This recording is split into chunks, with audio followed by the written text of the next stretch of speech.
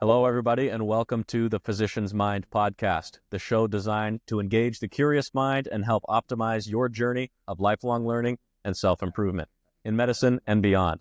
Today, I'm honored to be speaking with Justin Nabity. Justin is a CFP and the founder of Physicians Thrive. Justin's a dynamic business and financial expert who's passionately dedicated to guiding doctors, entrepreneurs, and investors on their journeys to financial independence. As a motivational speaker, educator, and coach, he's become a trusted resource for hospitals, residency and fellowship programs, and medical organizations who are all striving to empower their members to unlock their fullest potential. Justin had the option to retire by the age of 39, but instead, he chose to pivot into business and healthcare consulting, driven by his profound desire to make a lasting impact in the lives of others. So Justin, I'm excited to chat with you today, sir. How are you doing? I'm doing great. It's good to be with you. Absolutely. Thank you. So before we dive into it here, I know I shared a little bit of your background with the audience, but do you mind briefly sharing what your credentials are and what exactly it is you do for work? Yeah, so I'm over 16 years in the financial services industry. And as we had talked before, I'm third generation in financial services. And so my grandfather and father both were active in this industry. And it was marrying into a family of doctors and having many colleagues that went through medical school.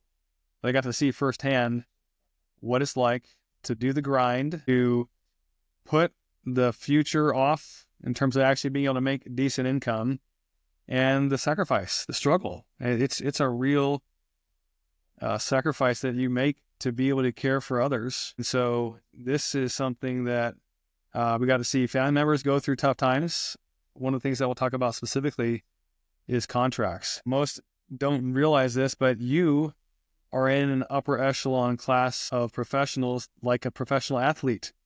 There's not very many industries today where you get a contract handed to you, drafted by a lawyer, and you're expected to the employer thinks just sign on the dotted line and just take whatever they give you because you're happy, you're thrilled to finally get a chance to make some money. And little did you know, there's all kinds of traps and issues inside the contract. So we got to see family members go through some really tough circumstances with business. And so we've been helping doctors all across the country, all 50 states, all specialties. And there's been a huge change that's taken place in the last decade. And really looking back even further over the past 40 years, doctors used to be in charge, used to call the shots in medicine. And nowadays, doctors take orders. They're being told what to do. And so while we're helping doctors make the most of being in that environment right now, we're also helping doctors start their own companies, develop passive income, launch ventures that help them run parallel alongside of what their practice is. And so it's been amazing. You know, the first 5 years is like I was like a resident. I was working, and sometimes I work some crazy hours still to this day, but residents and fellows, when you get to that stage, you're working around the clock. There's supposedly rules that say you can only work so many hours in a given week, but they just don't report what the actual hours are that they work. And so I can remember back to the very beginning, pulling the same type of schedule that residents and fellows were having to pull, which is working 24/7, basically. Certified financial planner, have other designations as well, very much focused on income tax reduction. When your income changes and you go from making, when you're a medical student, it's obviously nothing, but you may have some work on the side, I suppose, that you were doing. Going from 5 figures to 6 figures is a big change, and there's a lot of tax planning that needs to be done. And taxes are one of the biggest barriers to building wealth. And so big emphasis on tax planning, real estate investing, all those areas. Wonderful. Thank you for sharing that there. And I'm looking forward to chatting more about that because I think your advice is going to be very valuable for any younger medical students or new residents or even recently graduated attending physicians. So I think before we really get into that, it's important to define financial freedom. So how would you define financial freedom? What does the term mean to you? You know, I was thinking about that in preparation for our conversation. And I think if I were to distill it into one word, I would say control. Having control. And the reason why I say control is because some people, they want to work until they're 70 and they enjoy it. They love it. It's their passion. And they don't necessarily need to build up a ton of wealth along the way. They're happy just to continue working. Others want to have more freedom, more time back, And that's maybe the more traditional form of financial freedom is being able to have time. And so those are kind of the two ends of the spectrum. But I think being able to do what you want to do and set your own schedule, that's where financial freedom comes into play.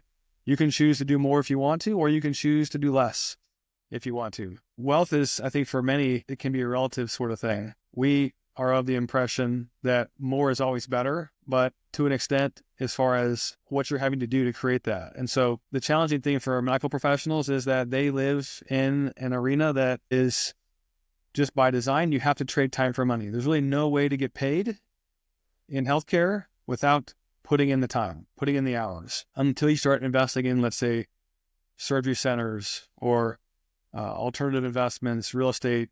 You could develop, I suppose, your own rental property sort of portfolio. But at the end of the day, it comes down to control for you. What do you care about? What are you passionate about? What's your purpose? What's your mission? What are your values? Those are the things, the reason why you exist, why you were put on this planet. Everybody has a reason why they're here. Discovering what that is, and then being able to have control on saying yes to whatever that is. And for most of you that are in healthcare, it's going to be to be in your practice and to care for others. And it is a truly noble profession. It's just changed so much with the insurance companies, with government, with big healthcare, with corporate medicine taking over. It's harder to have as much control as before.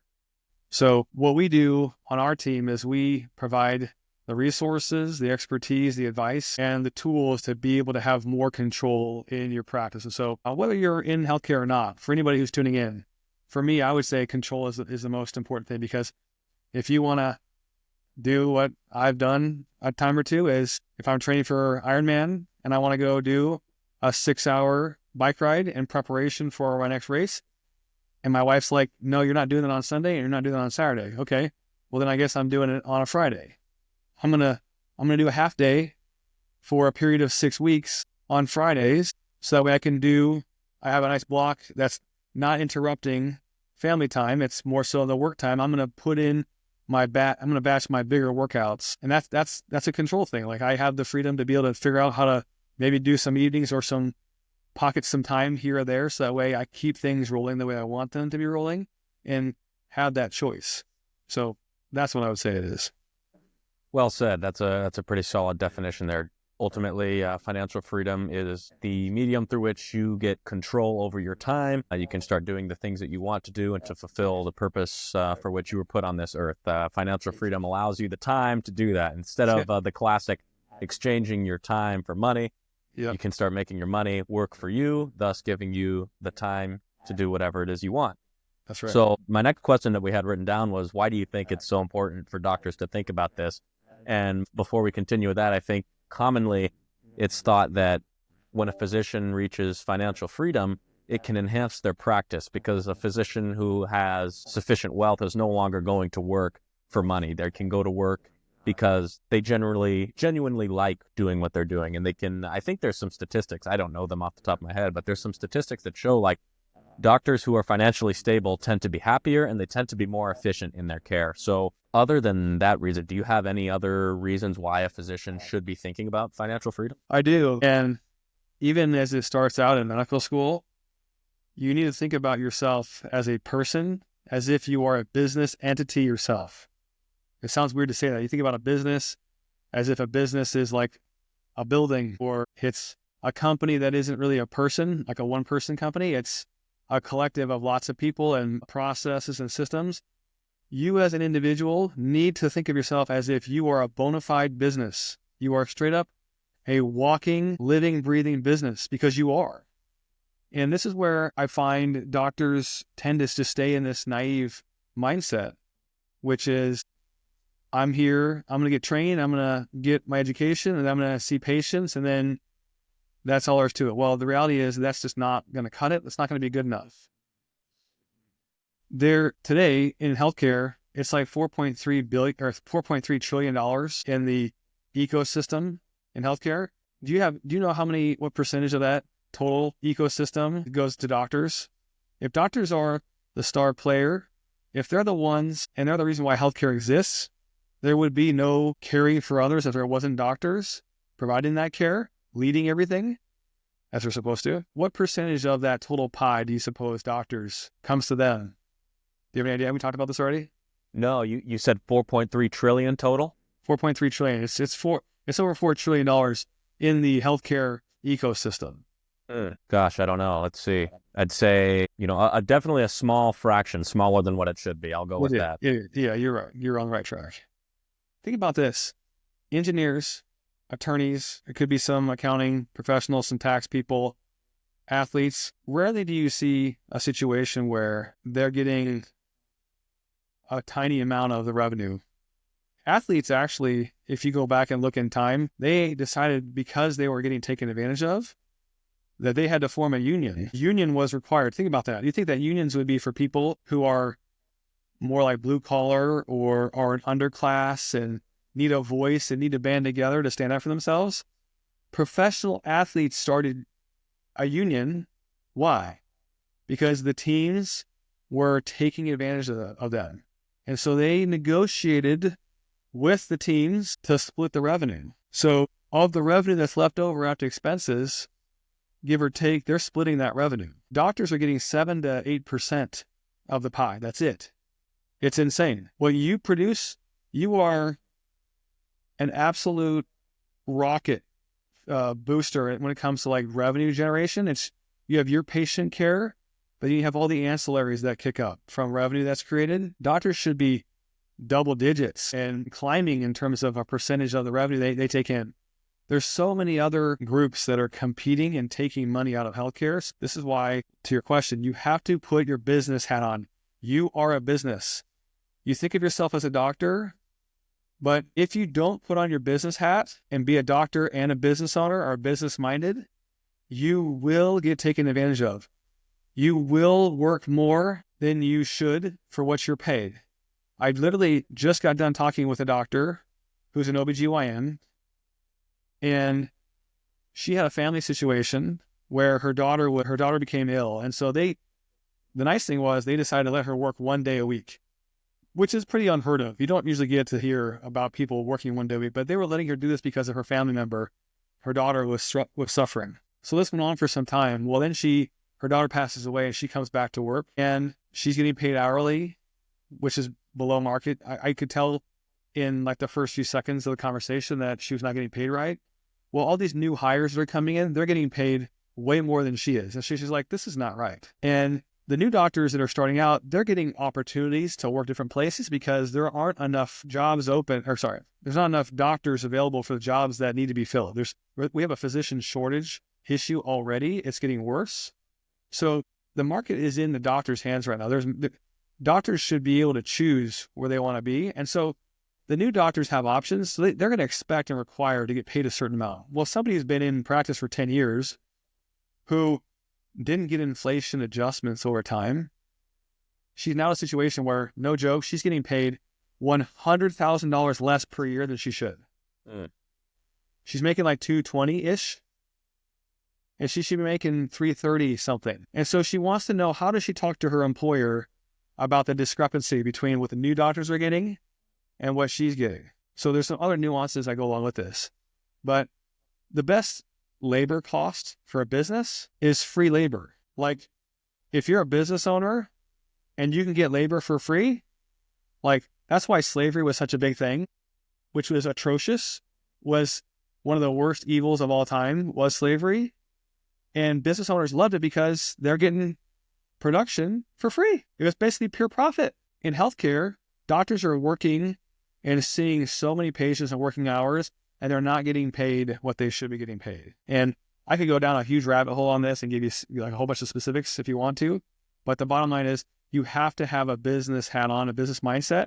And part of it is having a team. You can't expect to know everything on your own. There are some doctors out there, some pretty, what do I want to say? Not famous, but well-known. Like they talk about how doctors should just do everything themselves. They're big about the DIY thing. Like, you don't need an advisor. You don't need this or that. Like, do everything on your own. You're smart enough. You don't need to spend the money on others. Well, how many super successful people do everything themselves? Not many. A lot of them None. have a strong team around them, good None. network of friends or whatever it may be. Billionaires don't do all their financial planning themselves. Yeah, I realize they have more money. They have a lot more money. It's more than they can handle. But the bottom line is we ought to be creating a situation for each of us where trying to manage everything yourself becomes too much. And you need qualified, trusted people that can help you. So you can't be a jack of all trades. Think about it. Medicine is built this way. Yes, family practice, you're somewhat of a generalist. You're the first line of defense, and then you send a specialist. But you see a specialist for a reason, for a particular issue. Doctors should be thinking about this as though you need to be building a team. You may not be worth a whole lot at the beginning, early on, but you need to start thinking about who are you going to have on your bench? Who are you going to use for each of the various areas, for your estate plan, for your banking, for your insurance, for your investments, for your taxes, for your financial plan, for your retirement, for your legal stuff, your trusts, your employment contracts. There's different professionals. You're not going to be able to get a degree in everything and then master it and then be able to do it for yourself. You do need to develop a business acumen to be able to vet people and interview them and check and make sure that they're qualified and that they're a fiduciary. Fiduciary is key. That's a big word you're going to want to hang on to. Anyone who's younger in their profession, fiduciary is super important. You want somebody who's going to work in your best interests, not in their own interests, not in some third party's interests. That's why you'll find lots of doctors, when they go speak at a conference, they have to list all their disclosures, all their conflicts of interest. Advisors have to do the same thing. I have my own disclosures list of things.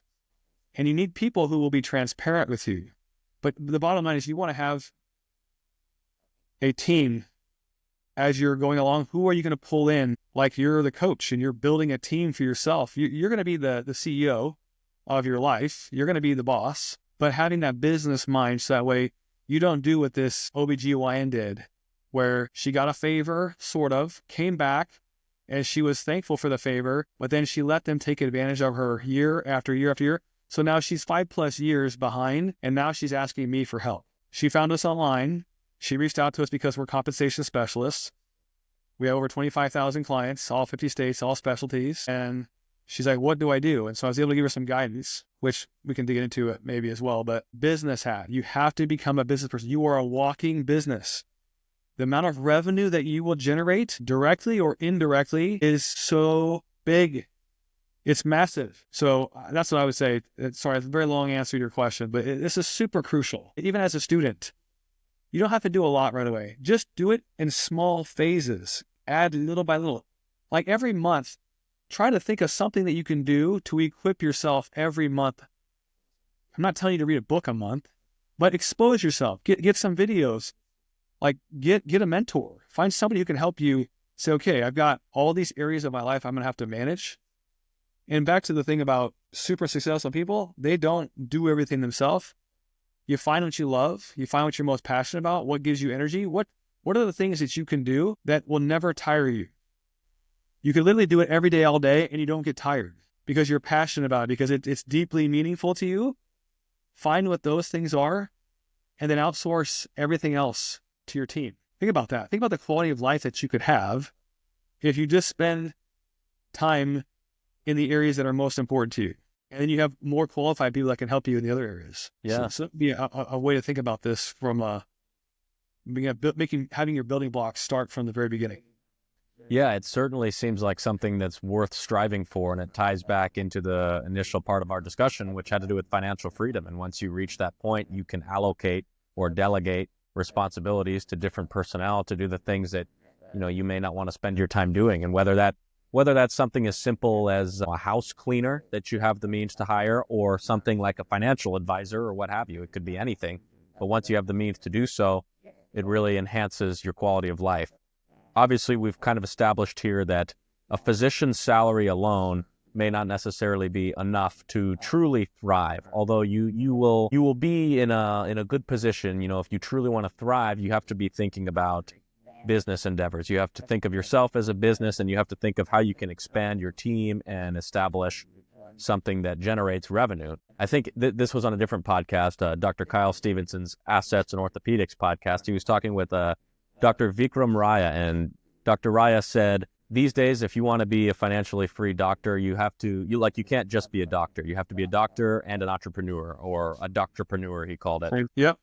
So my question now for you is, what are some of the best vehicles that you've seen for a physician to not only operate a better practice and a better life, but some of the best vehicles that a physician could consider to generate passive income and establish wealth? So this is where it gets a little bit tricky, because you entered into the world where you have to be an accredited investor first before you can start to pursue some of these avenues. Private equity outperforms the publicly traded marketplace from an investment perspective. And so getting into private equity is going to be key. Now, private equity is more aggressive, it's less liquid, and it can be more risky as a result of this. You could lock up money for 3 to 5 years or longer. Like, I invested in a project. It's actually a multifamily apartment complex down by the medical center, and it's a 20-year hold. So like, I can't cash out. That money, it's an income play. And then the property may sell at some point, and it may sell earlier. It's a part of a opportunity zone fund, which may have been something that has been talked about on your show before, but there's a unique ability for investors to take capital gain money that they've made a profit on another investment, and take all those gains and put them into a project where, if you invest in that project and hold it for 10 years, 100% of the gains from the time you put the money in over the 10-year period is tax-free. So yes, Roth IRAs are good, but they're limited. You can only put so much money in. Yes, you can do a conversion from qualified accounts into Roth IRAs. That's good. Yes, you can even take qualified money and do a conversion to real estate and get a discount on your conversion, and that's a good thing. But there's some limitations there to that. But like in an example like this, with this opportunity zone, you can take there's no cap on how much you can put in. It has to be capital gain dollars, and it has to go into a qualified property. So real estate, to your question, is going to be an area. Doctors love real estate. It usually takes some time before they get to a place where they've got their reserve in place, they've got their debt at the right place, they've got their other savings and initial priorities in place, they hit their accredited investor status, then they can start tapping into those. The surgery center option can be really good, but sometimes it's not good. Like, we have doctors that will reach out to us and we'll evaluate the investment and see if it's a good investment or not. Buying into your company. You may have an employer who lets you buy shares in the company. That may be a worthwhile thing to pursue. There's other ventures. Being a part of a network of other like-minded people that want to invest into startups. Some startups can be good, but again, there's some higher risk associated with that. And these are the kinds of things you want to think about after you've done the basics. Maxing out your retirement plan, unless you're like some doctors who say they don't really care about their retirement plan through work, which is sometimes the case, because that retirement plan is not going to be enough. Like, you might have a 403B, a 457. You may have another company that has a 401k. You can load up on those plans. Those plans are usually not going to be enough to provide the type of cash flow and appreciation you'll want. There are many private equity investments that are earning double digits on average net of fees, and that's not unusual. It's actually pretty common for properties. It could be apartment complexes, it could be warehouses, it could be condominium associations, or it could be duplex neighborhoods. There's a whole bunch of different things that you can pursue like that will create passive income. And the key thing there is that you want to do it as soon as you qualify. Start getting the flywheel turning. Start building that snowball. Don't wait 10 years or 15 years to finally get around to it. You've probably talked about compounding. Compounding is your best friend. And the sooner that you can get involved with the compounding process, the better. So those would be some key things. Not everybody should be a business owner. Not everyone's cut out to be a business owner. And so when we talk about having your business hat on, don't hear me say that I'm saying that every doctor should have their own practice, but I think most doctors should consider it. Like, we want to see a period of time where private practice becomes more than 50% again. We want to try to play a role in helping doctors have the ability to pursue that direction. Awesome. So it sounds like there's definitely no shortage of opportunities for a physician to get involved with to attain financial freedom. And I appreciate how you said, once you establish the basics, you can start looking into some more of the risky options, the more complex options rather. And I think it was a good point that you brought up. Starting as soon as you qualify, getting the snowball going and taking advantage of compounding early. You were going to say something? Yeah, I was just going to add to that. There are certain things you want to do first. I'm talking about after you do and you build your core out, you need to earn for yourself the freedom to have checked the boxes, the estate plan, do the things that Like, for example, we have a client right now who's building a metabolic health practice. It's all about gut health. It's all about really getting into what causes disease, all the core issues, like trying to get in front of and preventing disease from happening. While we're working with him, he has a heart attack. He's in his early 40s. Did he get his life insurance plan updated? Did he have his estate plan updated? Did he have his disability insurance plan updated? Did he do the basic things? Like, there's basic things that should get done first before you get to start jumping these other areas. Paying down debt is a huge issue. Like, when you look at 240,000 medical school loans as the average coming out, like, that's a huge burden. Like, how do we address that? And some of that comes down to how we negotiate with employers and compensation plans and signing bonuses and various things we can do. There's so many ways you can have your debt taken care of and paid for. That'll be something that we can talk about more at length at some point in the future, which at the stage that you're kind of at with your career, I've got some resources I can share with you on that coming up, but there's an order in which sequentially you want to pursue these things. So these more aggressive, more illiquid types of things are going to be more so after you kind of get to a place where you've earned the ability to have that freedom to start to pursue those types of avenues. Absolutely. Yeah, well said. You've got to knock out the basics first before you can move on. Absolutely. So on the topic of debt, physicians have a substantial amount of debt once they get out of medical school. I don't know the exact number, but of course it ranges anywhere between 200, 150,000 to 500,000. So my question to you is, how can a recently graduated physician manage paying off their debt while making investments? So this gets tricky because we're in a higher interest rate environment, and it wasn't that long ago interest rates were way down. Like, I remember back, I guess it was a little while ago, coming back 20 years. So 20 years ago, we were talking 2%, 3%, and we were low for a very long time. And one thing that I would encourage your viewers is that debt is not bad. There are some financial advisors and professionals out there that tell you debt is bad, and they make you feel like you're horrible by having it. Debt is neither good nor bad. Debt is neutral. Debt is a tool. You take out those loans to get the education so that way you can generate a 6-figure income, most likely for the rest of your life.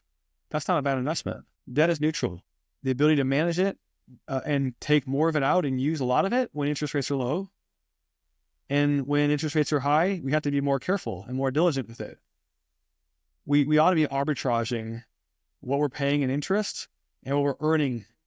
It's not going to make sense for us to go invest a bunch of money if we're not able to clearly beat what the interest cost is on our debt. Because at the end of the day, going back to the business hat, think of yourself as though you're going to have your own P&L.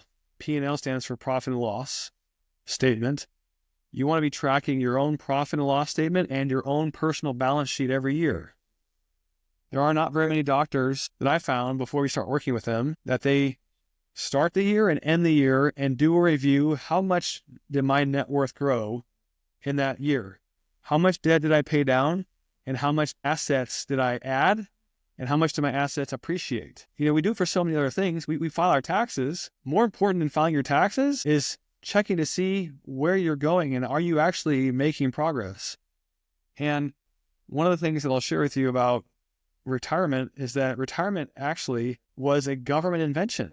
This whole industry of which I have been trained and have been helping people in, retirement is a mirage. Why would I say that? That's so weird. Like, is my industry or is my profession as a certified financial planner, is it relevant? Is it really something that should exist if retirement is a mirage? Well, what is retirement? Retirement was invented during the Great Depression. They needed to fire and find a way to get the older workers off the payroll and make room for the younger workers to come to work because of the Great Depression. So what do? They came up with a plan. We'll provide Social Security to people to stop working. We'll take money from the workers and we'll give it to the people who are not working so we can get them off the payroll of the jobs in these companies because there's no work. This depression is so bad that we'll create this funding mechanism to bring the new in and have the old out.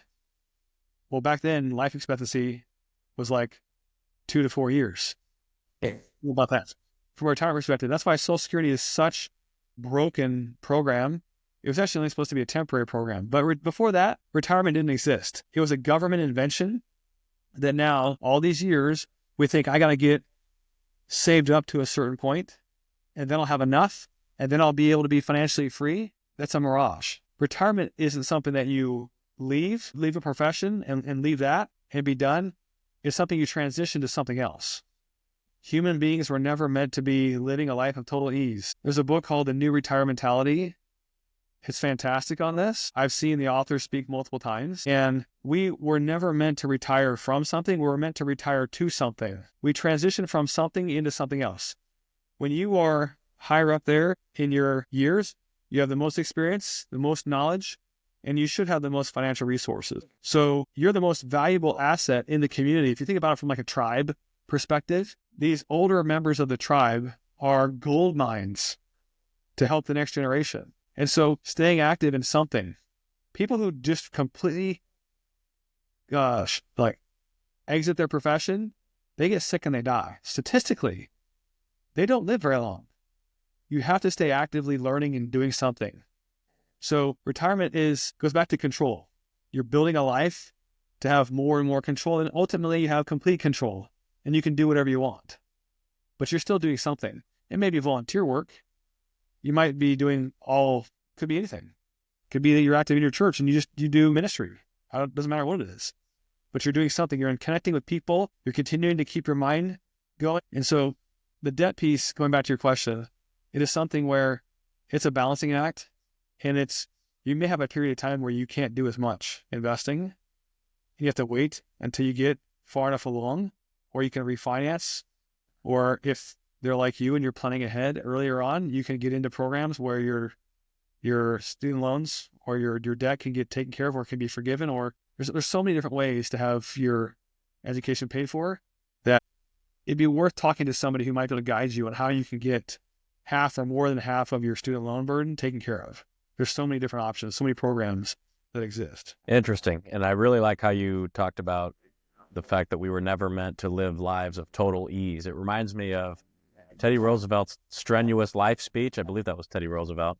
Okay. Kind of broached upon the same topics of how it's like we should always be doing something productive, always be doing something that is generative by nature, and just not letting our abilities go to waste, especially as we age and we have the most experience, the most wisdom that can be imparted onto other people. So that's really awesome.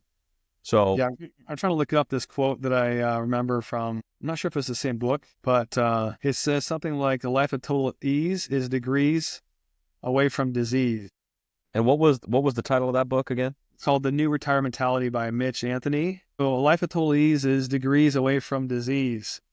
And it's true. The idea that you would just, retire to a beach someplace and just be on the beach every single day. Like we're built for relationship. We're built for connection. We're built for struggle and challenge. There is no world where you can be fulfilled in that way.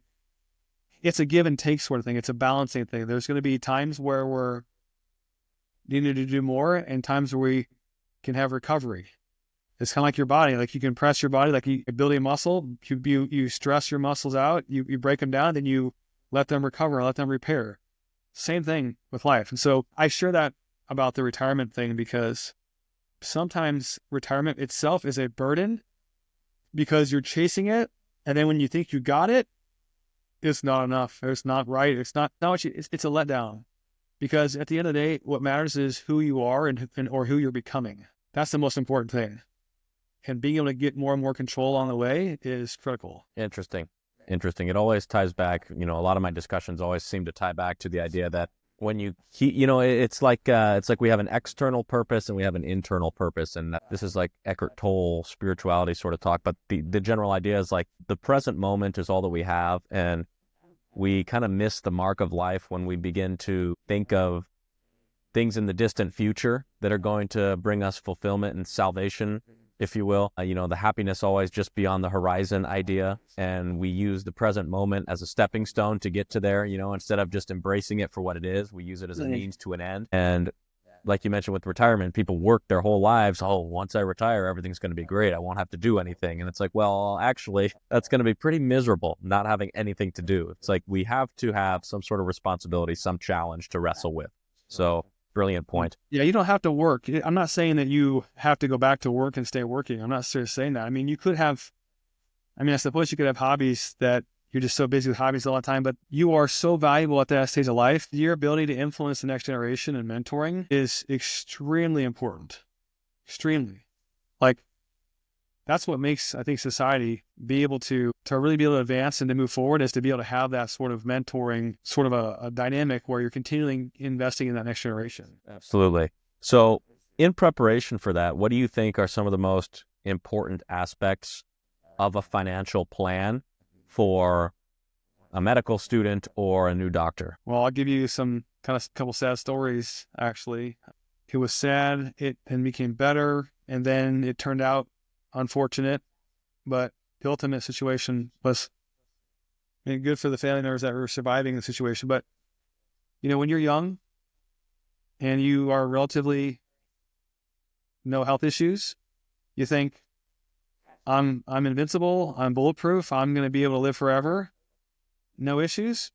Well, if you're in the healthcare profession, if you're going through medical school, you do those 4 years, then you do your 3 years of residency, 3, 4, 5, 6, or 7, or 8 years of residency, then fellowship, all these years. If something happens to you and you can't practice anymore, now what? What do you do? Well, there is, at the beginning of your financial plan, the very first step would be to get yourself into a disability insurance policy, a contract, where the company will pay you if you can't work. And they'll pay you all the way till 65, 67, or 70.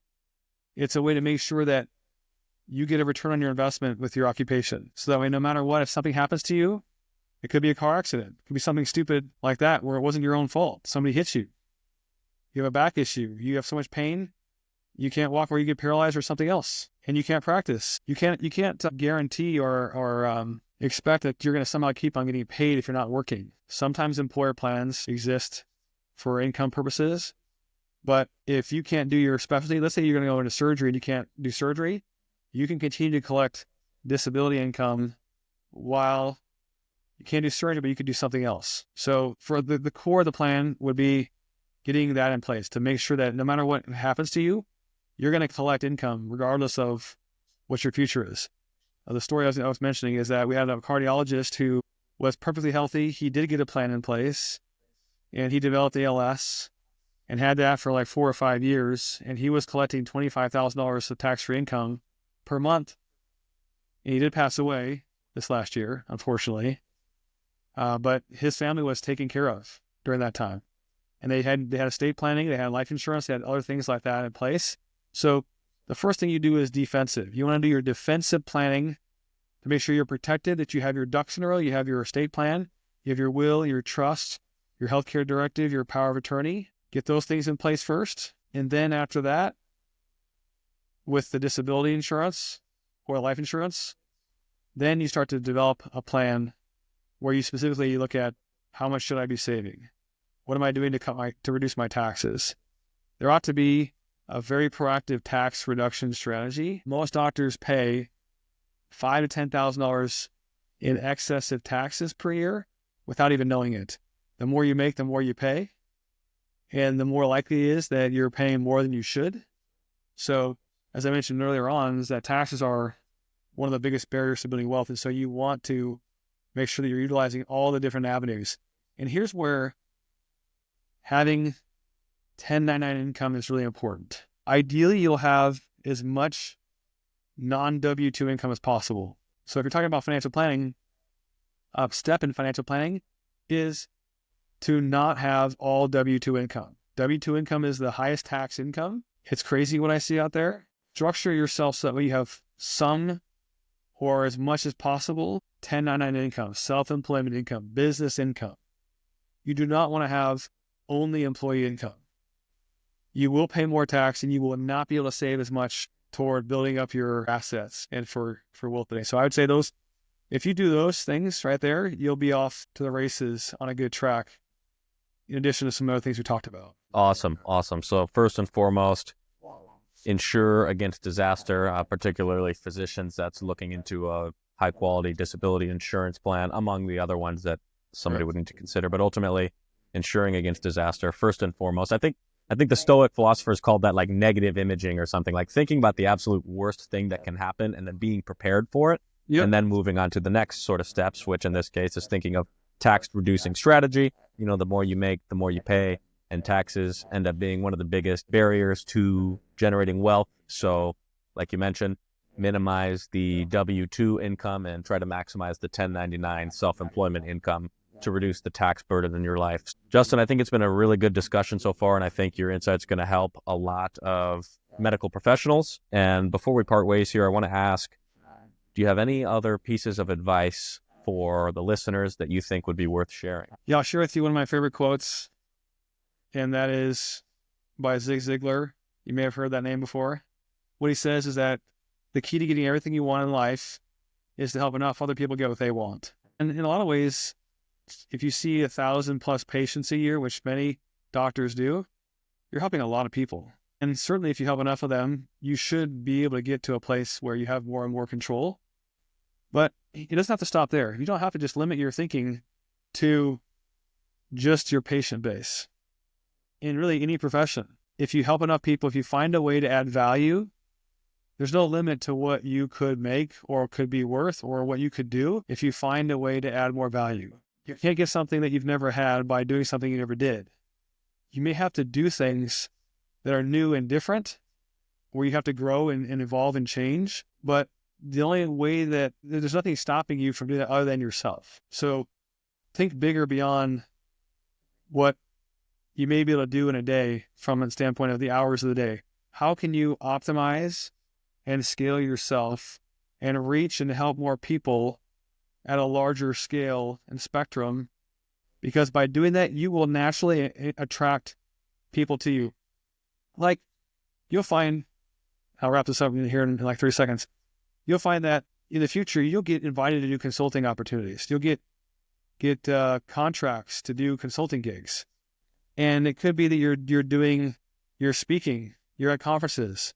Like one of my business partners, co-founders in one of our other groups, he makes more money doing consulting than he makes in his own practice. And he's reaching a lot more people. He's not limited to a one by one every day sort of interaction.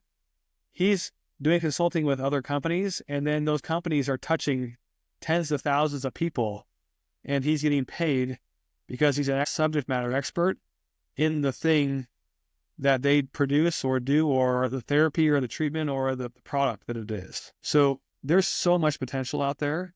And I just would encourage those that are checking this out to be thinking beyond what your time can do. You can scale yourself in a lot of different ways as it relates to what we're talking about here as far as control and financial freedom. Very fantastic advice. Maximize your potential and strive for excellence. Justin, thanks a lot for your time today, sir. And I appreciate you being here. You bet, man. All right, I'm going to pause this recording now and we can